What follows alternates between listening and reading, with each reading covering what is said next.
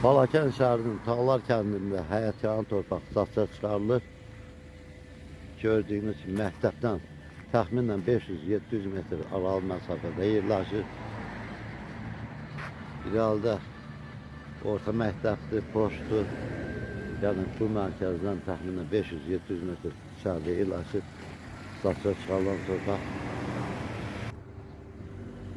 Məktəbdən rovdan 600 metr aralı məsafədə yerləşir. Hər iki tərəfi maşın yoludur. Hər tərəfi torpağın bağlıdır, gördüyümüz kimi. Deməli, ön hissədə, girişdə 7 sot yarım həyətyanı torpaqdır. Qeyd etdiyim kimi, yan tərəfdə maşın yoludur.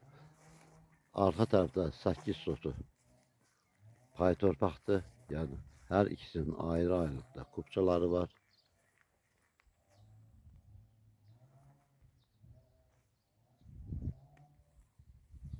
İçərisində hazır suyu çəkilmişdir. Suyu var, qaz xətti. Ön tərəfdən gedir, internetdir, suyu var. 2 nəfər də yəni torpağı alıb əldə edə bilər. Yol məsafəsi yəni yetərincə uzunluğu var.